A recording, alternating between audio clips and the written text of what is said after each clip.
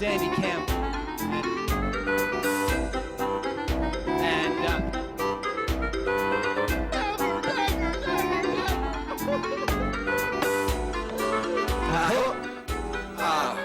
whoa. Hi. My name is Andy Campbell, and welcome to the Knock Your Socks Off world of public speaking.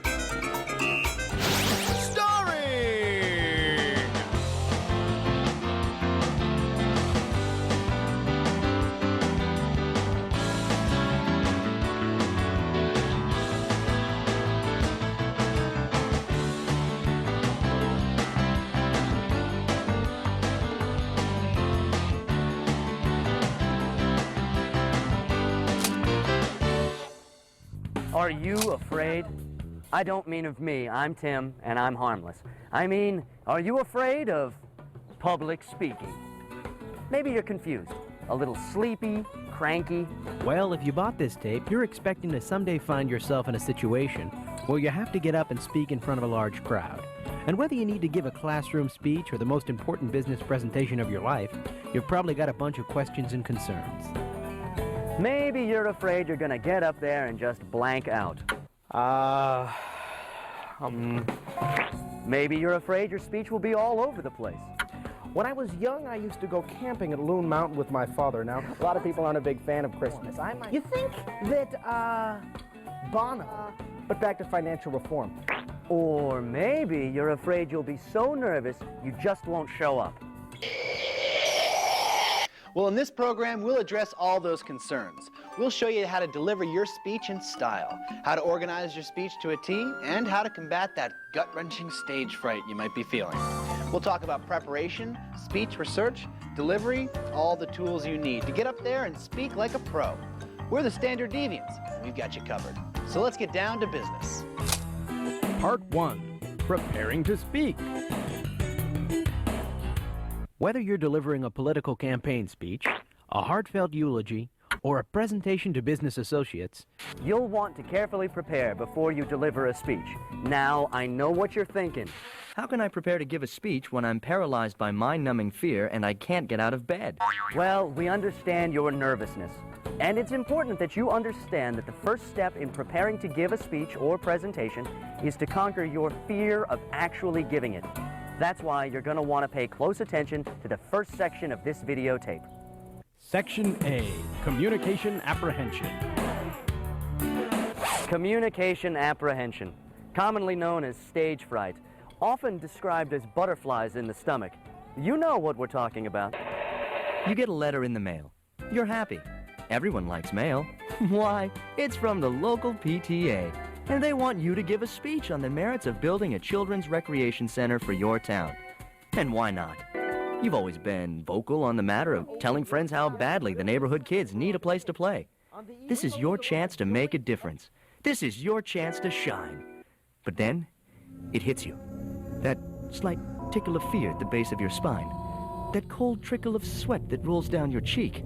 That energetic tap dancer who suddenly appears in your stomach to dance the first 2 acts of Showboat. It's communication apprehension. Other symptoms begin to creep up. You can't sleep. You can't eat. You begin to come up with excuses for why you can't possibly deliver that speech. Maybe I should clean the garage next week. That place is so cluttered, I probably won't have time for anything else. Like terrifying public speaking engagement. Well, don't let communication apprehension stop you from speaking. It may seem like you're all alone or that this fear is ridiculous, but the truth is, communication apprehension is the most common fear in the world, even more common than the fear of death. But the most important thing you need to remember is that communication apprehension is a fear that you can easily get a handle on. A lot of people believe that CA is a learned response, that people's fear of public speaking is grounded in a bad public speaking experience. By that token, if people begin to have positive public speaking experiences, their fear should decrease. I know what you're thinking. How does this help you in the short run? What can you do if you feel like you're about to implode right before a speech? Well, there are certain alternative methods. We've all heard about the trick where you imagine your audience naked. This might work, but if you have an overactive imagination, you might mess up and imagine yourself naked.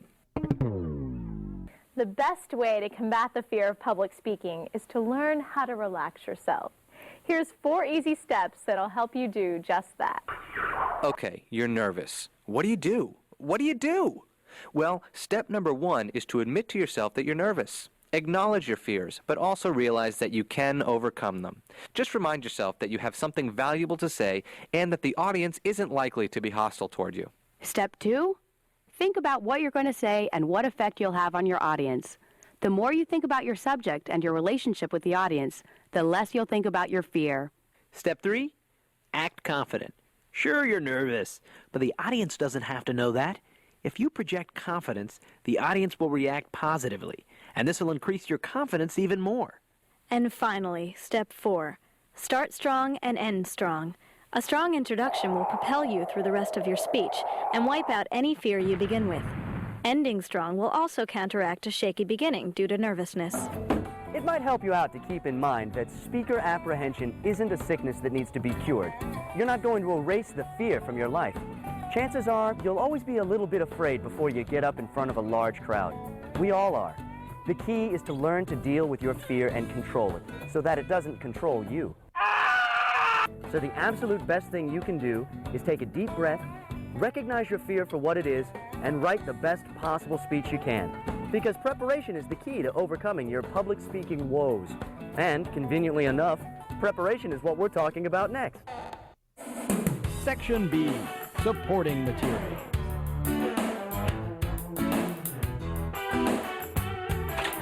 Whether your speech is persuasive or informative in nature, you'll be making some sort of point, offering some kind of opinion.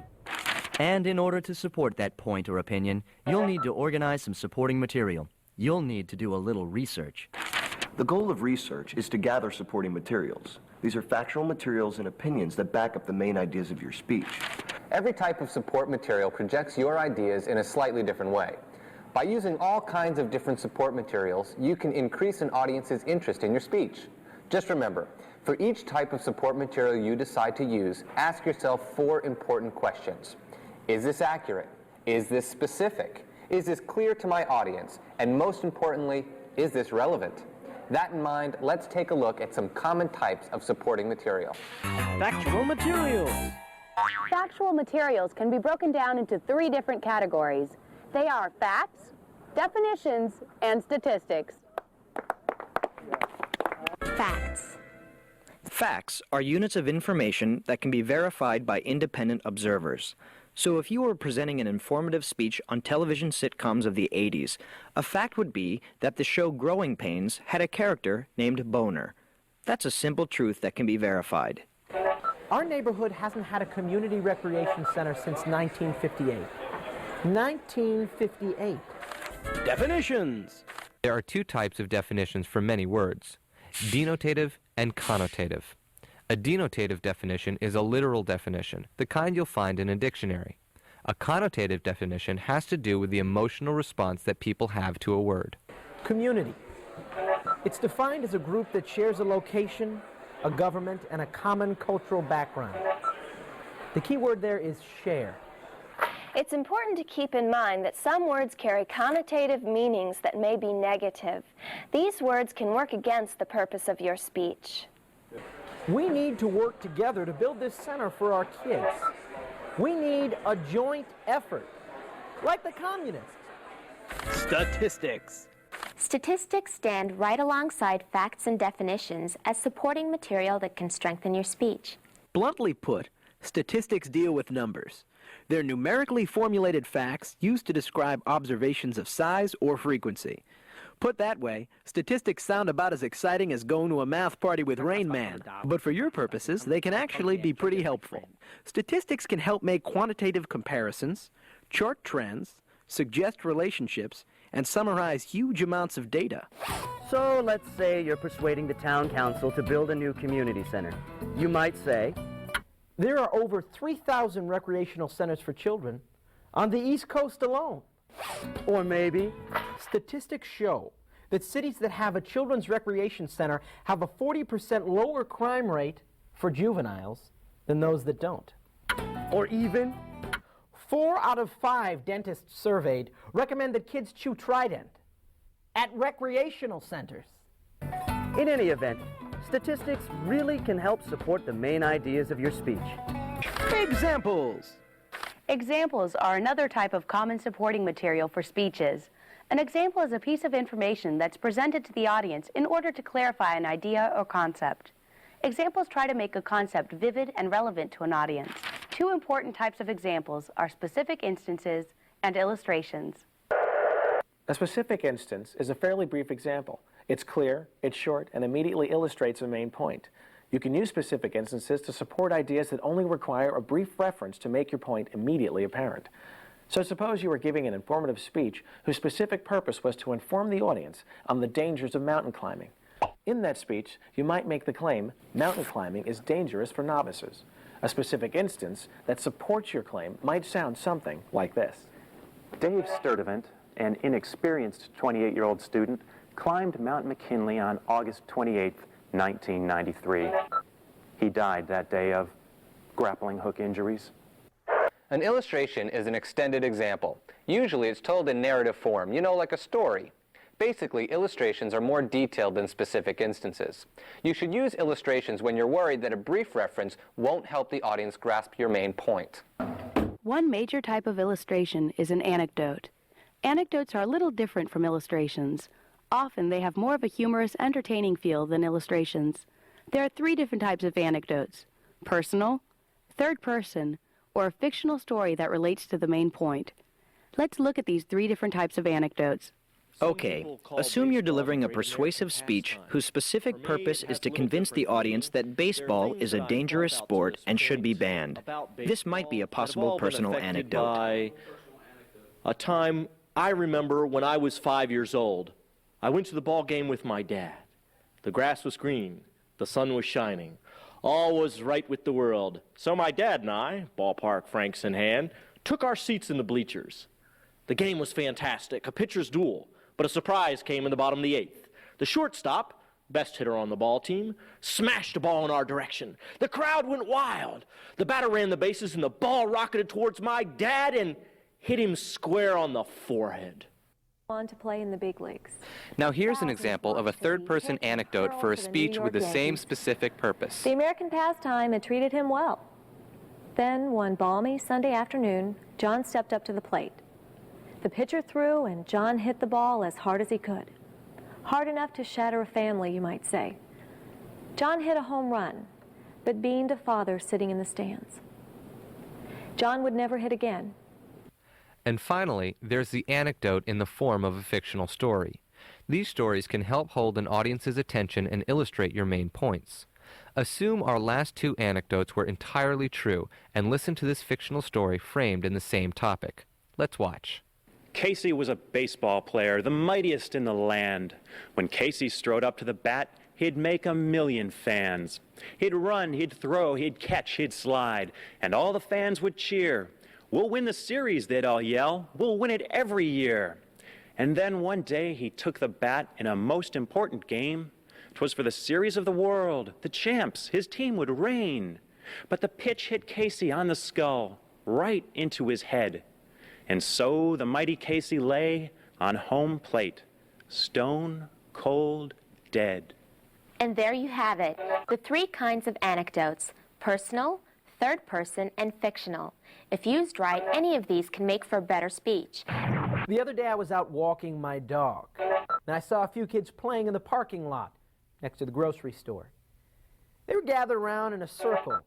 At first I thought they were playing with action figures or marbles or something, but when I got closer, it dawned on me what their toys were. They were playing with glass, broken glass. They named their pieces of glass. One was named Pointy Man.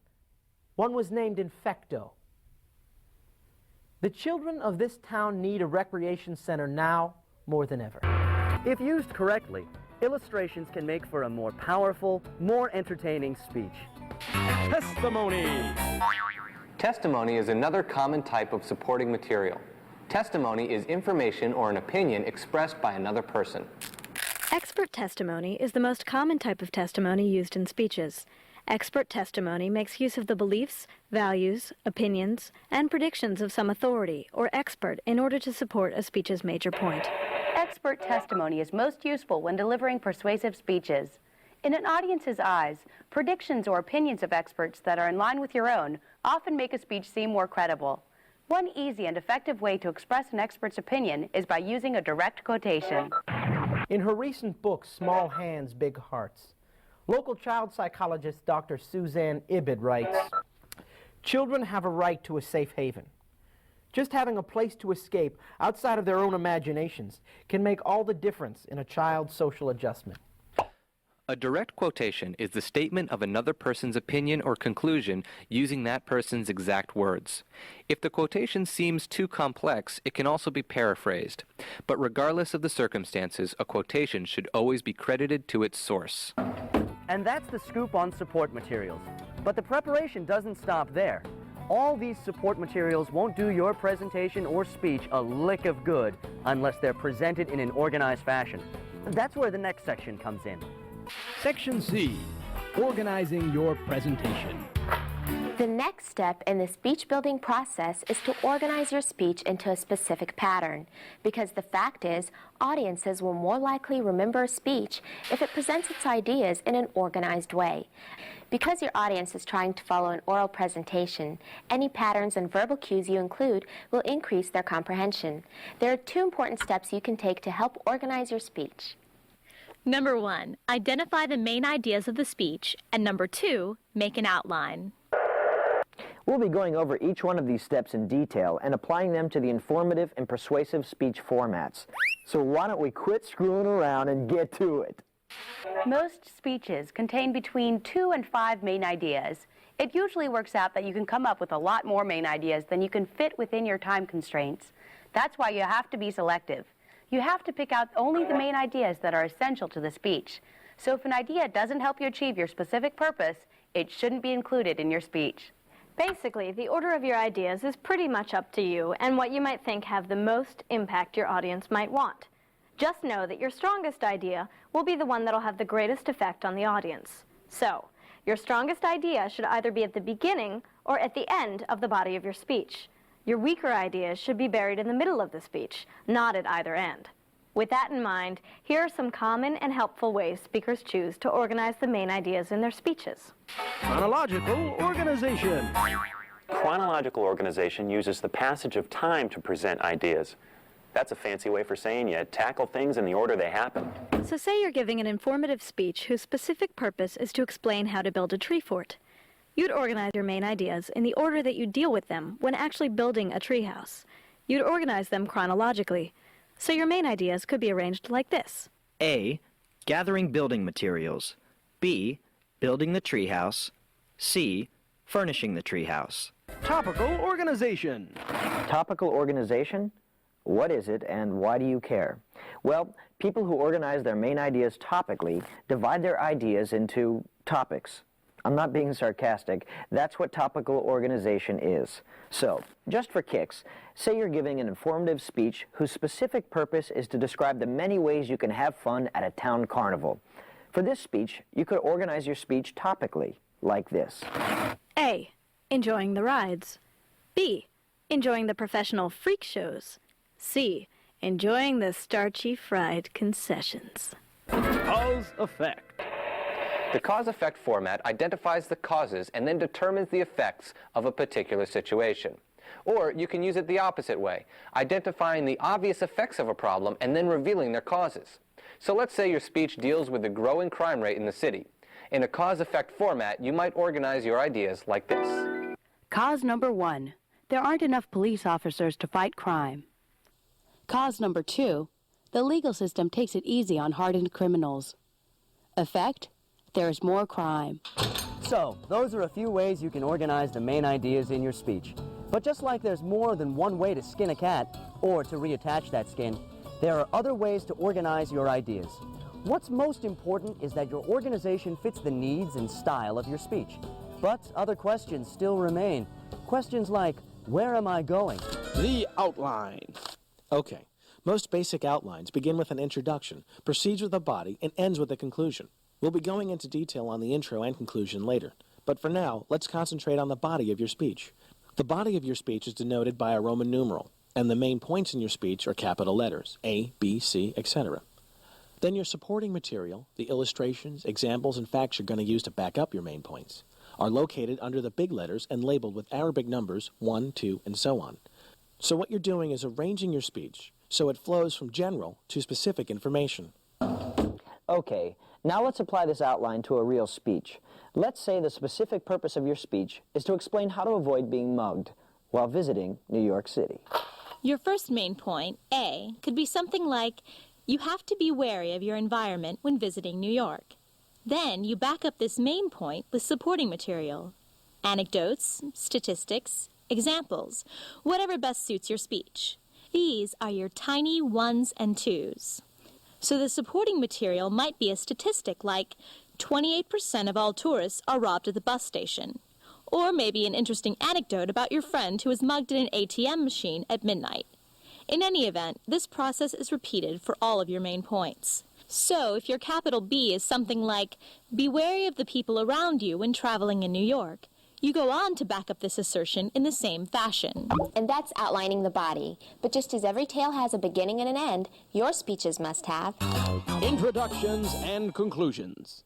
You'll find an introduction at the beginning of every speech, but introductions can vary in complexity, so let's take a look at a full-fledged introduction with all the trimmings.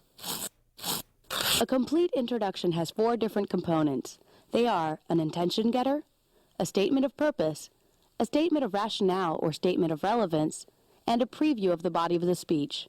We'll go into each one of these elements in detail. The attention getter. An attention getter grabs the audience members by their faces and says, "Hey, I'm talking here, I'm talking!" A good attention getter makes the audience want to listen to what's coming up next. One common type of attention getter is identification with the audience. Okay. Assume you're giving a speech on the many alternate uses of bubble gum to the members of the NGSC, the National Student Gum Convention, in Indiana. One type of attention getter you might try is identification with the audience. All of us here are students, and we all love gum. Identifying with the audience draws on something you and the audience have in common. Another great common attention getter is reference to the situation. When you do this, you acknowledge the occasion that caused the speech. Here we are, all of us gathered together at the Indiana Gum Convention. The statement of purpose is also a very common attention getter. This tends to work when the audience is already favorable to your ideas or when your thesis is really unexpected. When people think of the things they value, the things that are important to them, they don't often think of gum. Today, I'm changing that. Another winning attention getter? A startling statistic or claim. A strategically placed wad of gum just might save your life. Don't believe me? Listen up. The startling claim or statistic is really effective if there's a gap between what the audience thinks they know and what they actually know. But maybe that's not your speed. Maybe you want to tell a story. I chewed my first piece of gum when I was 7 years old. I still remember it. It was cherry. It was tasty. The flavor was long-lasting. But I never knew it would save my life. You see, Anecdotes can draw an audience right in, especially if they can relate to the characters in the story. Just make sure if you tell a story that it leads you into your main points and that it's not too long. But maybe a story's not the way for you. Maybe making a comparison is more your speed. I looked at a box of baking soda the other day. You know, that stuff does about 15 different things. It cleans. It freshens. I'm surprised it doesn't fight crime. It's almost as versatile as gum. Yeah, that's right. Gum. Comparisons are usually effective because differences and similarities are easily understood. Next up is the rhetorical question. A rhetorical question is a question for which no answer is expected. It's designed to make the audience think. The danger of the rhetorical question is that someone might answer it. What would you do if I told you the answers to your problems were in that stick of gum in your pocket? A final attention-getting example is the quotation. A famous folk song once raised the question, does the bubble gum lose its flavor on the bedpost overnight? Possibly, but it doesn't lose any of its other qualities. Bubblegum is... The right quote could be the perfect attention getter to rope in your audience. Just make sure the quote you choose is applicable to your speech. And those, my friends, are the attention getters. Use them right and they'll be a knockout introduction. That is, of course, if you make the other sections of your intro just as strong. Sections like the statement of purpose, stating the relevance of your speech, and the preview of the body. Moving right along. If you didn't use a statement of purpose as your attention getter, it's a good idea to include one in your introduction anyway. Usually, if you give the audience your thesis statement in the introduction, your statement of purpose is also revealed. Another must in the introduction is explaining the relevance of the topic to your audience. In this section of the intro, you tell the audience how your topic relates to them. This way you'll make the ideas of your speech important to them right off the bat. This will motivate them to listen to the speech. And finally, there's the preview of the body of the speech. By giving the listeners a preview of what's coming, summarizing the main points you'll be making, you can help your audience follow along throughout your speech. The conclusion. A conclusion is what comes at the end of your speech. It draws together everything that's been said and indicates what the audience should do or believe as a result of the speech. It's the last part of your outline and can be broken up into 4 parts. A. Summarize your main points. B. Restate your purpose. C. Call your audience to action. And D. Round off. A simple summary of main points is exactly what it sounds like. Tell them what you told them and be brief. The restatement of purpose is your opportunity to make a final appeal to the audience. It's your last shot to tell the audience exactly what you want them to do or believe. The call to action motivates the audience. It urges them to act. If your speech is about the dangers of mountain climbing, this step urges them to be wary while climbing. And finally, rounding off gives your speech a balanced, circular feel. So if you can somehow connect your conclusion back to the attention getter in your introduction, you're in good shape. So how do you do all this stuff? What kind of stuff do you put in the conclusion to make it as effective as possible? Well, a lot of the strategies for introductions can also be used in conclusions.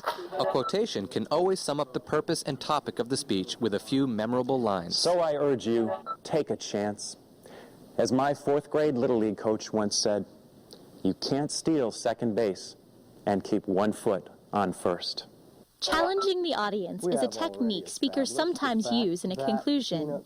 Challenging the audience motivates them to achieve the speech's purpose. And so, the next time you go into the bathroom, make sure to ask the owner of that bathroom, where are the peanuts?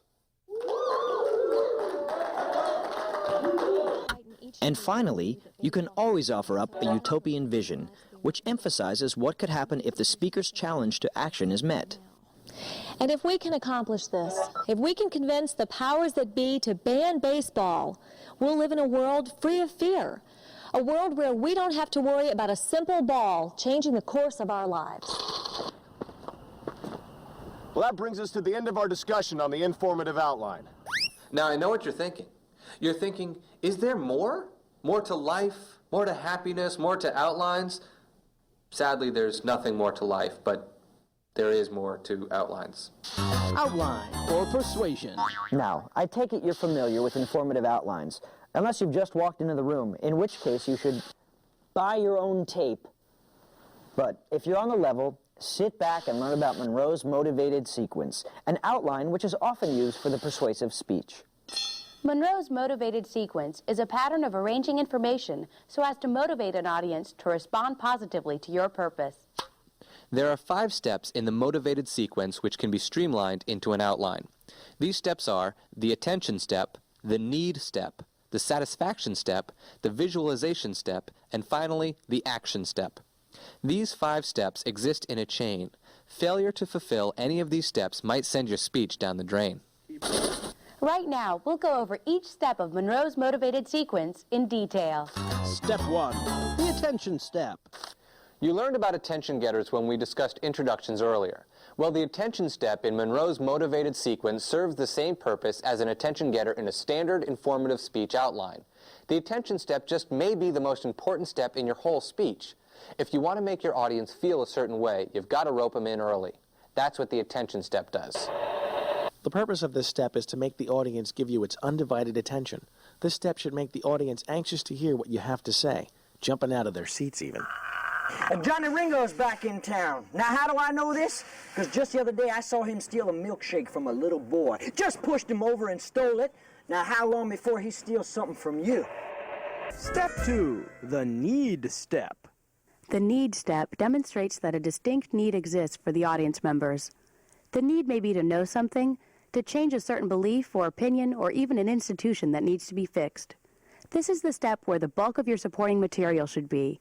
Your statistics, anecdotes, and facts can all serve to motivate. We need to force Johnny Ringo out of our homes. Every day he robs, pillages, cheats on taxes, kicks our dogs, pollutes our waters, poisons birds, plagiarizes our work, and sets up rigged carnival games in our town square. Now, he is an outlaw in the truest sense of the word, and we got a civic duty to run him out of town. Huh? So the result of this step should be that the audience should feel they need to know something or do something. It's the kick in the butt step. Step 3, the satisfaction step. The satisfaction step presents the answer or solution to the need you demonstrated in step 2. You have to convince the audience that what you're telling them will actually satisfy the need you've brought up.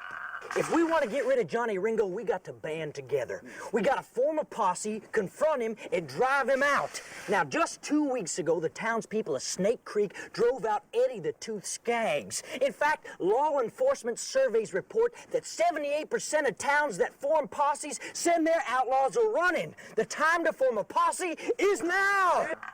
So, any statistics, illustrations, or other supporting material that makes your solution seem appealing would be right at home in the satisfaction step. Step 4, the visualization step. In the visualization step, you're supposed to intensify the audience's feelings or beliefs. Basically, you get the audience to visualize the way their situation might be if they were to see it your way. But maybe you're scared to form a posse. Maybe you just want to forget about all this, go inside and crawl underneath your bunks. Well, it's tempting, I know. But let's say we forget about all this. Let's say we let Johnny Ringo run free. In a year's time, he'll own this town. No one will be safe. Grandmothers will be afraid to go to church. Kids won't leave their houses for school. Cats will befriend dogs for protection. Now, before you know it, he'll be running for mayor. His campaign slogan, elect Johnny Ringo, or else. And the way things look, he just might win. No! In the visualization step, you take your listeners beyond the present time and place and pose the question of what might be. You can conjure up a positive visualization or, if you prefer, a negative visualization of what might happen if your plan wasn't enacted. Step 5, the action step. This is the final step, the home stretch. In the action step, you tell your audience what they have to do to make sure the need you've revealed is satisfied. It's your final chance to get people up off their rear ends to take action. So I want you to go home. I want you to grab your six-shooters, your slingshots, your sharp silverware, whatever you got. I want you to call your neighbors, your friends, your clergymen. I want a posse out here by dawn. We're going to take back this town. And there you have it, Monroe's motivated sequence. Use these steps so that your speech has the greatest possible impact. Start out with the attention step. We're gathered here today because we don't want our children playing with broken glass in the streets. Move on to the need step. We need to build a juvenile recreation center. Follow up with the satisfaction step. If we can get this center built, we can reduce juvenile crime and juvenile injuries. 60% of the towns that have community centers hit them with the visualization step. And what happens if we don't build this center? They find their kicks elsewhere. Maybe they play with glass in the sandlot. Maybe they throw rocks at cars from the overpass. And finally, round off with the action step. So I ask that you dig deep into your pockets and clear your social calendars. All it'll take is a group effort and a lot of cooperation. Persuade away. Use the steps. Make Monroe proud. Transitions. A transition is the bridge between two different parts of a speech. Good transitions actually serve a whole bunch of purposes. They provide a sense of flow to the speech, and they make it easier for the audience to figure out where you are in the development of your speech. In a good transition, you should always try to briefly summarize what's just been discussed, briefly preview what's coming up next, and provide a link between two ideas. There's certain word combinations that can help you do this. Combinations like not only, but also. So, it's important to always know where your fire exits are. But not only should you be aware of how to prevent being trapped in a fire, you should also understand the dangers of actually being trapped. Smoke inhalation. Other great transition phrases are in addition to, furthermore, and however. And remember that it's always important to script your transitions in order to avoid verbal clutter. The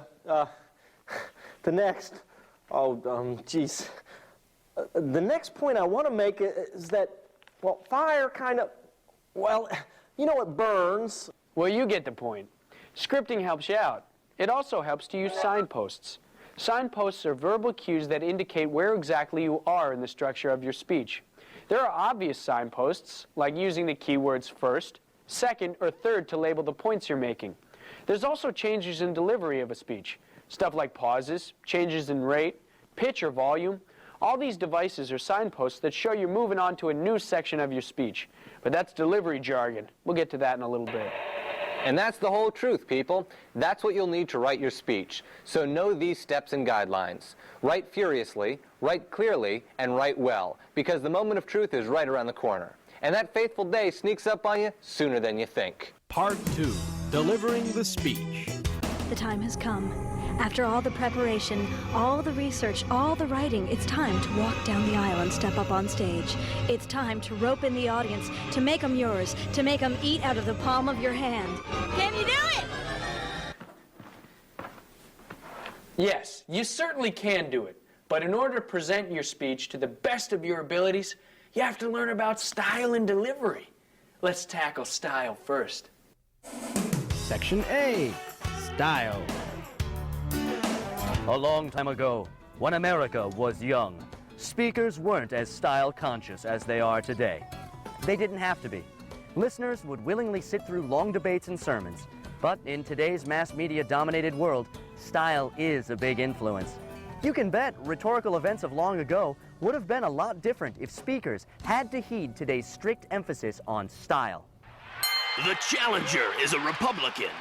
The incumbent is a Democrat.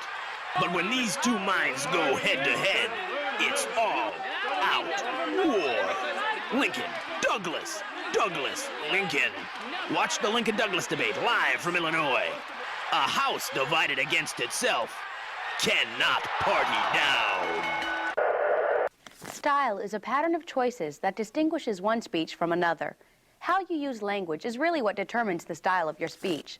One of the biggest differences between speaking and writing is that you can't go back and revise a speech, and listeners can't go back and hear it again.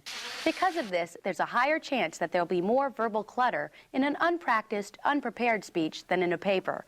So, here's a few pointers that might help enhance the style of your speech. Clarity. Clarity of speech is important. The more concrete words and images you use, those which your audience can easily grasp, the clearer your speech will be. And what makes for clear speech? Here are a few things to shoot for.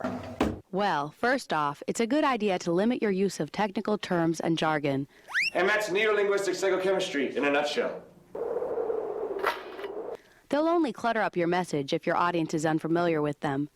Remember, your audience hasn't prepared as extensively as you have for this speech, so don't make it difficult for them. You don't want to dumb down the message. This is a scalpel. It works like a knife. Now, does anybody know what a knife does? Just don't be too wordy. It's also a good idea to speak in the active voice. The active voice focuses on who does what. Conversely, the passive voice concentrates on what was done. Listen to the difference. Active voice. Captain Handsome saved the baby! Passive voice. The baby was saved by Captain Handsome! You see the difference? The active voice makes for a stronger speech. Rhythm. Rhythm is the sense of movement or pacing within the speech. A good way to create a sense of rhythm is through repetition. That doesn't mean you should be redundant when you speak, saying the same things over and over, bringing up the same points again and again, just going on and on about the same old information time and time and time again. Just know that it's a good idea to repeat your purpose as you go through the body of your speech. Repetition helps emphasize key points, enhances the audience's ability to remember, and helps a listener understand the overall structure of a speech. Another fantastic rhythmic device is antithesis. Antithesis is the pairing of opposites within a speech, usually to suggest a choice between the two of them. So, when Kennedy said, "Ask not what your country can do for you, ask what you can do for your country," that was antithesis. It flows off the tongue, moves the speech forward, and makes a point. Here's a little-known example of another Kennedy antithesis. Error, this is not a sandwich with mayo on the side. This is mayo with a sandwich on the side. Too much mayo! Another way to create rhythm is through parallel wording. Parallel wording is when the speaker uses a word pattern that's easy for the audience to anticipate. Parallel wording is easy to recognize and creates a rhythm that moves the speech forward. When Lincoln said, "We cannot dedicate, we cannot consecrate, we cannot hallow this ground," that was parallel structure. Here's another little-known example of Lincoln using parallel structure. "I will not eat it with a nun. I will not eat it at Bull Run. I will not eat it with my mouth. I will not eat it in the South." Imagery! Imagery is an excellent way to make your speech vivid. A vivid speech is one that's lively, sharp, and intense. Now, we already talked about imagery when we discussed similes and metaphors with supporting materials. But the concept of imagery is worth bringing up once more while we talk about style. You see, the more you tap into your audience's 5 senses, the more successful your speech will be. Similes and metaphors do that. So does a device called onomatopoeia. Now, I know onomatopoeia sounds like an exotic and cruel name to give your child. But onomatopoeia is actually the term for any word that actually makes sounds like its meaning. Words like moo and woof and bubble and buzz. Used correctly, onomatopoeia can enhance your speech. The buzz of the crowd, the crack of the whip, the roar of the lions, the tittering of professional midgets. These are the sounds of the circus. And that's style, baby. Be conscious of it and your speech will cruise along like a missile in space. Neglect it and your speech will sink like a child actor's career after puberty. Got it? Great. Now let's get out of the trenches and move on to the glory. Section B, Delivery, the moment of truth. When it comes to giving a speech, delivery is everything. A poorly delivered speech can make all of your research and preparation go for naught. So listen up and find out how you can make your delivery flawless. If you haven't already guessed, delivery is the presentation of a speech. Delivery involves use of the voice and body to create a desired effect. Good delivery has 3 general characteristics. First, delivery should not call attention to itself. It should seem natural and uncontrived. Second, good delivery should help the audience listen, understand, remember, and act on the message of a speech. And lastly, effective delivery should create a sense of empathy in the audience, a sense that the speaker feels what the listeners feel and knows what they think. The million-dollar question? How can you make these things happen during the delivery of your speech? The million-dollar answer? Well, success in delivery lies in 2 main areas, physical aspects and vocal aspects. We'll tackle physical aspects first. Physical aspects.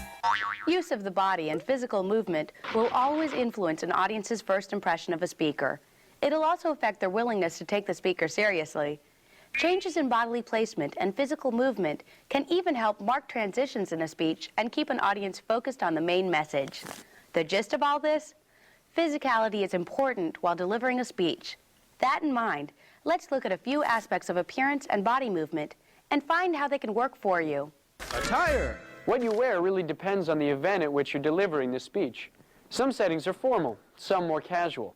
So it's really important to know as much as possible about your setting before the speech. You don't want to give a toast at a wedding wearing snow pants and a tank top. One rule of thumb, speakers usually dress slightly more formally than the audience members. Speakers have to look somewhat professional, or at least well-kempt, in order to enhance their credibility. A speaker who constantly pushes hair out of her face, adjusts his Red Sox hat, or wears clunky yard sale jewelry distracts the audience from the main purpose. Basically, put a lot of thought into how you dress. The last thing you need is for your pants to have an effect on the impact of your speech. Yes. Posture. Posture is another major physical aspect of public speaking. How you carry yourself affects your audience's opinion of you. When you speak, make sure you stand up straight but not rigid. It's never a good idea to shift your weight from one foot to the other, and try not to cross and uncross your legs.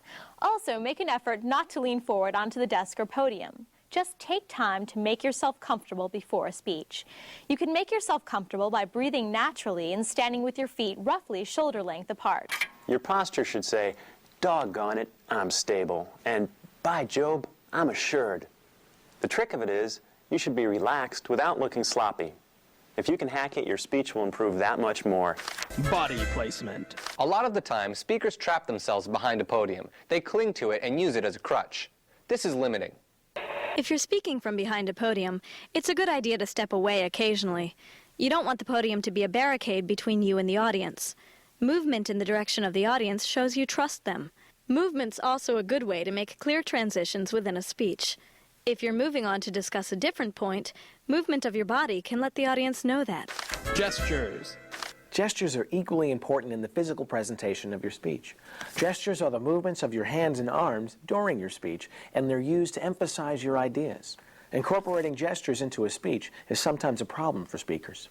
Speakers are usually pretty conscious of their hands. A lot of the time they have no idea what to do with them. Fidgeting, clenching your fists, and any other unintentional hand motions will do nothing but distract from your speech.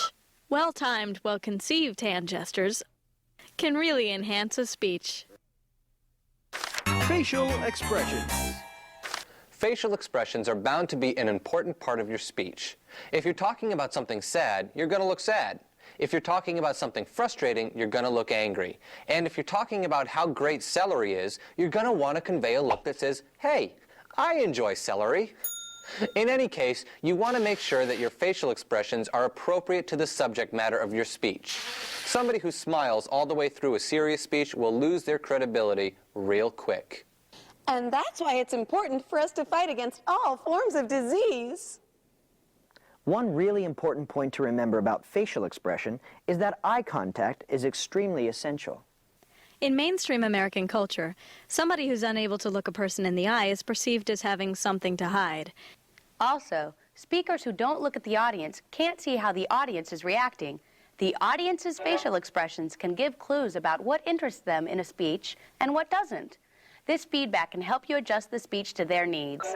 But if you try to make eye contact with everyone in the room, you'll look like a jackrabbit hopped up on caffeine and sugar. Your best bet is to mentally divide the room into 3 or 4 parts and shift your focus between these areas.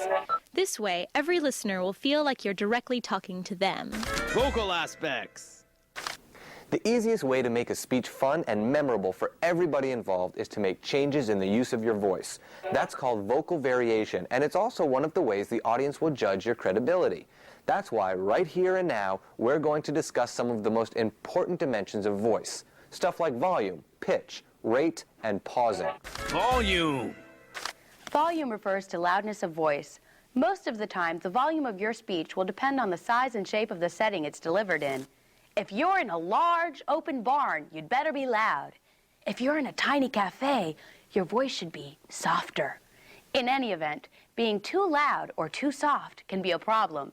Speak too soft. We will fight the enemy on the land, in the sea, in the air. And the audience will strain to hear you. But speak too loud. Choosing the right couch is important for any homeowner. And the audience will feel uncomfortable. So make sure you hit the right balance. In addition to controlling the volume for the whole speech, changing the volume at certain points in the speech can help emphasize important ideas. Raising your voice stresses a really dramatic or important point, and lowering your voice causes the audience to really concentrate on what's being said. Use these techniques wisely. They're valuable tools indeed. Pitch. Pitch is the placement of voice on the musical scale, ranging from high to low. You know, like in singing. A soprano has a higher pitch than an alto. La. Like volume, pitch can be raised and lowered for emphasis. You can raise your pitch higher. Can we accomplish this? Yes, we can. Or you can lower your pitch. Can we accomplish this? Yes, we can.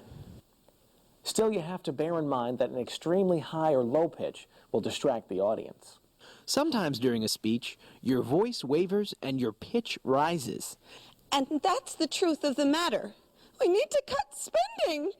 This is due to the tensing of vocal cords as a result of stress. To prevent this, try to relax as much as possible by controlling your breathing. This lets you have enough air to finish each thought.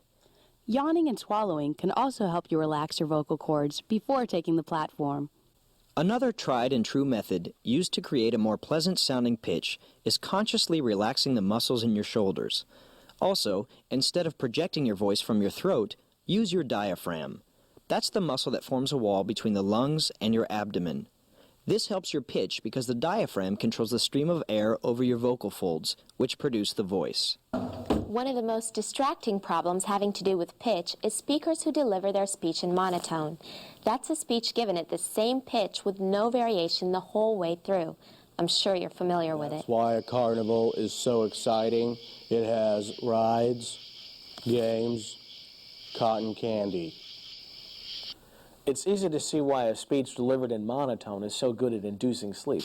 You need to vary your pitch. Otherwise, you risk making your speech mind-numbingly boring.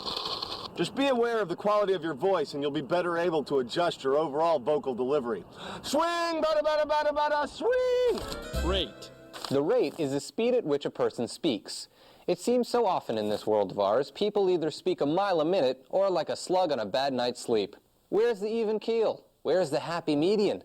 Well, when it comes to your rate of speech, the happy median is what you need to strive for. The average rate of speech is about 125 to 150 words per minute, but rate, like pitch, can really increase if you get nervous. This isn't good for a bunch of reasons. First, racing through your speech makes it really difficult for the audience to follow your ideas. If you're cruising through your speech like a chimpanzee on a Mountain Dew high, the audience doesn't have time to process and react to what they hear. Secondly, if you're rushing yourself, you'll leave the audience with the feeling that you want to leave the stage as soon as possible. If you need to slow down your rate of speech, controlled breathing will help you relax and put on the brakes. But don't overcompensate and go too slow. If you go at a snail's pace, you'll give the audience a chance to write shopping lists in their head or possibly remember that they left the stove on. So keep that rate even, unless you have something you want to emphasize. A lot of the time, varying your rate can be critical. For example, slowing down your rate can communicate serious, calmness, or sadness. And if we don't save our environment, who will save us? While speeding up your rate can convey suspense or anger. Lumberjacks cut down trees every day. Corporations bulldoze forests. But how can we live without shade? So don't be afraid to vary your rate. Changing your rate as you go can really affect the meaning of your speech. Enunciation. Enunciation is kind of similar to articulation. Enunciation is precision and distinctness in sounding words, so you have to make sure to speak distinctly. Then again, just like everything else, this rule isn't gospel. Some people over-enunciate, speaking in an overly precise fashion. George Jefferson. Who is he, and what does he have to do with you? This can come off as pompous and condescending. That's bad. Over-enunciating will only take away from your message, so try to speak distinctly, but naturally. Enough said. Pronunciation. Pronunciation is the way of speaking a word which is generally accepted and understood. There's a lot of ways to mispronounce a word. There's accenting the wrong syllable. We must strive to ban nuclear weapons. There's pronouncing a vowel short when it should be long, or vice versa. We must strive to ban nuclear weapons. And then there's messing up the word altogether. We must strive to ban nuclear weapons. There's no doubt that mispronunciation can affect a speech negatively. It can prevent your audience from understanding the meaning of a word, or it can call attention to itself and reduce your credibility. The audience will wonder if you really know your stuff when you can't pronounce the words in your own speech. So, if you're unsure about the pronunciation of a word, make sure you look it up or substitute another word in its place. We must strive to ban weapons of mass destruction. And those are the ins and outs of delivery. You learn stylistic techniques like parallel structure.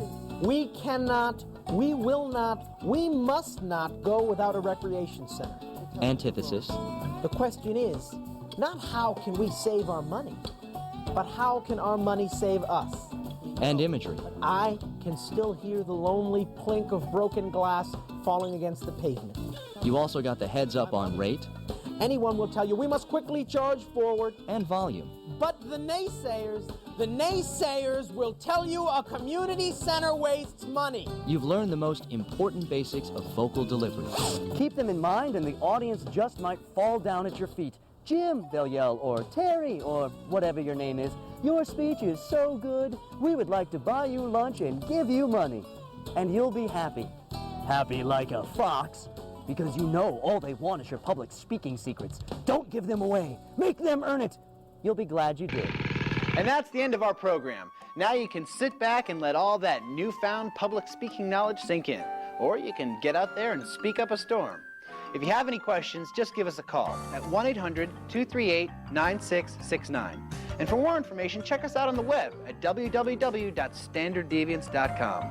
Good luck on your future speaking endeavors. And by the way, if this program pays off and you become famous or wildly successful, mention us, okay?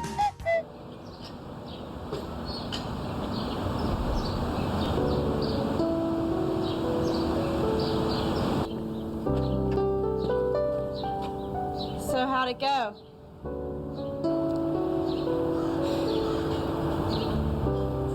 They're gonna build the center. Great.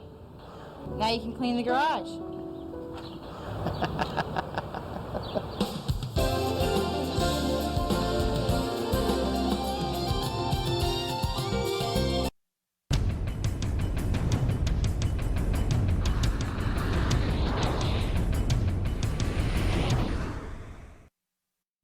Introducing another exciting video series from Cerebellum, the award-winning Standard Deviance. Recommended by university professors and teachers across the nation, the Standard Deviants are helping students everywhere. The Standard Deviants cover all major subjects and present tough course material in an enjoyable and informative video format. Watch as the Standard Deviants help you understand today's most difficult courses, including algebra, accounting, calculus, chemistry, differential equations, English composition, finance, marketing, organic chemistry, physics, psychology, Spanish, statistics, trigonometry, and much, much more. Get started today with the Standard Deviants. Call 1-800-238-9669 to find the store nearest you, or visit us at www.cerebellum.com. The Standard Deviants, 1997 and 1998 15-time Telly Award winner for Best Educational Video.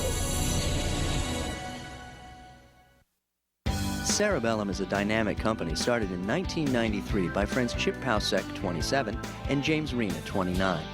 After reminiscing one night about their most memorable professors, it dawned on them that the entertaining ones were the best at bringing a subject to life and making the material easier to learn. Chip and James decided they wanted to bottle that enthusiasm for high school and college students nationwide. Hence, Cerebellum's line of videotape study aids was born. The tapes offer a supplement to classroom lectures and textbook reading by offering a stimulating visual medium for learning. Cerebellum now has 40 employees who work in a 16,000 square foot facility in Falls Church, Virginia. The Standard Deviant series features a growing line of over 60 titles from subjects as diverse as algebra to Spanish.